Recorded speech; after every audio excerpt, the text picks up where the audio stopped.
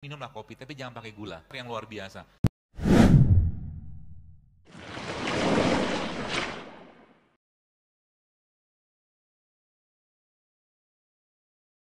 Kita lihat, Indonesia dijajah Belanda 350 tahun gara-gara apa?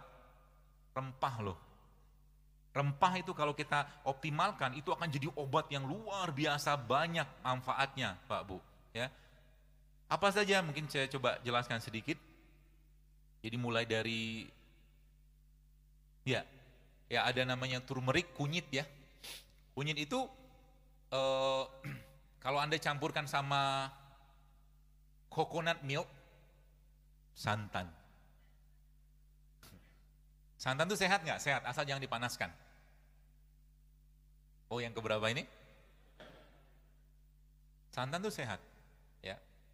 Jangan berlebihan dan jangan dipanaskan. Kalau dipanaskan, berulang-ulang dimasukkan makanan di sana, namanya apa? Rendang. Rendang itu kan begitu kan? Santannya kan, jadi sesuatu yang dipanaskan berulang-ulang dia bisa menghasilkan radikal bebas, teroksidasi, ya, gitu. Jadi turmeric dia bisa bermanfaat untuk apa? Salah satu anti nyeri, salah satu anti peradangan, salah satu anti aging terbaik itu namanya kunyit turmeric kalau mereka bilang gitu. Kemudian ada namanya ginger. Ginger itu kan apa namanya? Jahe. Ya, jahe merupakan salah satu eh, radikal scavenger terbaik. Jadi radikal scavenger itu betul dia bisa memakan radikal-radikal bebas dalam badan kita. Coba, begini ini kan luar biasa loh. Ini baru jahe. Kemudian apalagi pepper. Pepper itu kayak semacam cabai lah ya, cabai. Kemudian cinnamon. Cinnamon salah satu tumbuhan atau produk ciptaan Allah yang terbaik untuk memperbaiki masalah ginjal pankreas. Dan Indonesia, terutama di daerah Kerinci, di Jambi, Provinsi Jambi itu, dia merupakan salah satu produksi atau produsen kayu manis yang terbaik. Kayu manis diketemukan dengan nanas, itu efeknya luar biasa. Ya, jadi ketika kita mengcombine kayak begitu, contoh misalkan, saya pernah share waktu itu bonggolnya nanas. Jadi bonggolnya nanas itu yang bagian tengahnya itu kalau teman-teman blender sama habatus sauda, ya dia akan jadi minuman gitu kan. Nah itu bisa digunakan untuk orang-orang yang sinusitis. Bonggolnya nanas. Ya, jadi banyak sekali manfaatnya ya nanas itu. Kemudian black pepper ini kan lada hitam. Ya, coba mulai tehnya kita hari-hari itu diganti dengan teh bumbu. Jadi pagi-pagi itu Anda bikin teh kayu manis. Jadi mau air panas gitu ya, kasih masukin kayu manis, nanti kasih madu sedikit nggak apa-apa. Nggak minum pakai madu pun nggak apa-apa. Kita mulai membiasakan untuk tidak mendapatkan manis ketika minum. Nanti manisnya dari mana? Dari buah atau dari madu terpisah. Tapi kalau tetap pengen madu silakan. Dan jangan pakai gula pasir. Jadi bapak-bapak yang pengen minum kopi, minumlah kopi, tapi jangan pakai gula. Kopinya kopi bubuk tapi bukan kopi saset. Karena kopi salah satu fat burner. Kopi merupakan salah satu pembakar lemak yang baik. Ya, tapi jangan pakai gula. Dan setiap orang itu punya karakter beda-beda. Kalau saya biasanya mood booster mineral saya, mood booster. Jadi kalau saya pengen punya ide tertentu, itu biasanya saya minum kopi sama coklat. Ya kalau di kafe namanya kafe mocha itu loh. Kopi sama coklat kan itu kan? Kalau saya, tapi tiap orang kadang-kadang beda. Termasuk coklat juga salah satu mood booster yang luar biasa.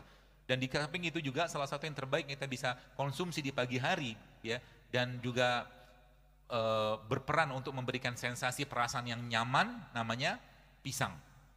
Jadi pisang itu bagus sekalian, salah satu produsen hormon atau dia mengandung bahan yang bisa membuat tubuh kita lebih bahagia. Karena pisang di dagingnya pisang itu, terutama pisang-pisang yang sudah ada patch, sudah ada titik-titik hitam itu, dia tinggi sekali kandungan hormon kebahagiaannya. Bahan bakunya, maaf. Jadi kalau Anda mau makan pisang, cari pisang yang sudah titik-titik itu. Ya, kalau nggak ketemu itu, yang tidak kalah tingginya pada pisang yang menjadi bahan baku hormon kebahagiaan itu namanya serotonin tadi, itu ada di kulitnya. Jadi kulit pisang itu juga mengandung bahan baku hormon. Jadi kalau bapak-bapak pengen makan pisang, makan sama kulitnya. Kalau susah di blender aja.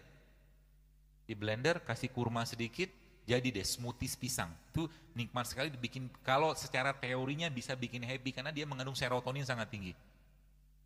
Luar biasa kan? Jadi setiap perubahan rasa, warna, bentuk pada buah itu beda fungsi semua. Kurma, ada kurma yang masih basah, yang masih mangkal itu agak keras itu ada sepetnya, ada manisnya, ya. Dia peranannya dia itu cenderung bisa memperbaiki fungsi liver. Tapi kurma ketika sudah matang, peranan dia lebih dominan ke lambung. Jadi setiap perubahan warna pada tumbuhan itu beda peran. Jadi Allah menciptakan itu Bapak sekalian dengan beraneka ragam warna, dengan beraneka ragam rasa, itu punya manfaat sendiri untuk manusia. Sehingga nanti kalau teman-teman mau nyobain pagi-pagi, selain tadi beberapa pola buah tadi, Anda juga bisa bikin pagi-pagi itu kayak semacam ya salad-salad sederhana lah ya. Anda ambil buah, misalkan ada apel, ada anggur, atau mungkin buah-buah yang gampang kita dapatkan lah ya, atau belimbing gitu. Lalu sedikit tambahkan dengan timun misalkan gitu. Lalu Anda peres jeruk nipis, kasih madu, kasih garam. Itu sarapan pagi kayak begitu. Saat Anda sarapan seperti itu, tiba-tiba ada bunyi piring, ting ting ting, bubur gitu kan. Godaan lagi gitu kan. Ya, maksud saya kita harus komitmen ya. Sebab sebagaimana juga dengan orang yang tidak memaksakan dirinya untuk tahajud, sampai mati pun dia tidak akan bisa tahajud. Sampai kapanpun kalau kita tidak mau memberikan yang terbaik untuk badan kita, ya sampai mati juga begini-begini aja terus. Kapan mau hidup sehat? Ramadan sama aja. Betul nggak? Saya tanya, Ramadan buka puasa pakai apa? Gorengan lagi. 11 bulan sudah gorengan, Ramadan gorengan lagi. Kapan mau sehat badannya? Saya kemarin Jakarta beberapa masjid waktu saya ngisi kajian Ramadan, saya bilang, coba diubah, saya bilang. Iftornya diubah, jangan lagi ada gorengan di antara kita, saya bilang gitu loh. Kan buah murah, Anda bisa kasih buah kan, ya kita kasih buah atau mungkin kasih air infus atau air madu, macam-macam. Apalagi Ramadan itu kan Ramadan tuh bulan kurma yang berlimpah luar biasa. Kita bisa bikin air rendeman kurma, daripada ngasih teh lebih baik ngasih air rendeman kurma atau air infusan kurma. Kalau saya berpikir seperti kenapa? Sudah 11 bulan nyampah, 1 bulan nyampah lagi gitu loh. Kapan mau sehatnya? Gitu loh. Sampai kapan maksudnya kita mau punya badan begini-begini terus gitu loh. Penyakit nggak hilang-hilang, mah nggak hilang-hilang, batuk pilek sering, musim sedikit musim sedikit pergantian kita udah sakit gitu loh. Maksud saya, mari kita hargai badan kita nih Ibu sekalian. Ya mari kita berikan yang terbaik kepada badan kita. Ya. Salah satu yang terbaik adalah kita bersedekah yang terbaik. Jadi sedekah adalah salah satu cara untuk sedekah yang terbaik adalah kepada keluarga. Tapi yang tidak kalah menariknya, ternyata Rasul menyebutkan bahwa sedekah yang tidak kalah pentingnya adalah bersedekah pada diri kita sendiri. Jadi ketika Anda makan yang sehat, Anda sedang bersedekah pada diri Anda. Jadi ketika kita makan buah, makan sayur, atau mungkin yang sehat-sehat seperti itu tuh, maka insya Allah itu dinilai Allah dalam rangka kalau kita niatkan sebagai bentuk menjaga badan, bersyukur kepada Allah, maka itu dapat pahala. Ya. Ibu-ibu di rumah mungkin mulai mengganti, jadi isi kulkasnya coba diperbaiki ya. Kalau saya biasanya memang di rumah isi kulkas saya banyakkan sayur sama buah, jadi nggak ada pilihan lain. Ya, ketika malam bawaan misalkan pengen makan atau apa kan lihat isi kulkas buah ya makan buah akhirnya kan. Apalagi misalkan isi kulkasnya banyak sayur untuk kayak pare gitu kan. Malam-malam bangun adanya pare doang nggak jadi makan kan akhirnya kan. Misalkan begitu. Ya, seperti itu. Ya. Mari kita ubah Bapak sekalian, karena untuk membangun sebuah peradaban Islam yang besar itu, yang kita mungkin mewujudkan bersama-sama dan umat ini mau bangkit, yang tidak kalah penting itu makanan sebenarnya. Ya. Dan supaya apa namanya? Dan makanan mempengaruhi ibadah. Orang yang makannya benar, halal, thayyib, tidak berlebihan, ibadah juga pasti benar. Ya. Maka mari kita jaga. Jadi kalau Anda mau makan sesuatu, pikirin baik-baik. Kira-kira yang saya makan ini bikin masalah atau bikin sehat badan saya? Yang saya minum kira-kira, ini nanti teman-teman mulai mikir. Kalau udah mikir udah benar tuh. Kita disuruh mikir sebenarnya sama Allah. Supaya apa? Supaya ibadah kita jangan bermasalah. Ya. Dan salah satu pintu masuknya syaitan adalah terlalu kenyang. Maka jangan makan untuk kenyang, tapi makan untuk menguatkan badan kita untuk bisa beribadah, itu saja. Makan itu fungsinya itu saja. Dan Allah udah ciptakan, ada buah, ada segala macam, ada bumbu-bumbu. Jadi mulai sekarang coba diganti. Jadi bapak-bapak yang biasa minum teh gitu kan, ngeteh sore hari coba diganti. Ya, teh serai juga enak kok, teh ketumbar juga enak. Ya, banyak sekali yang enak-enak. Cuman karena kita belum biasa aja.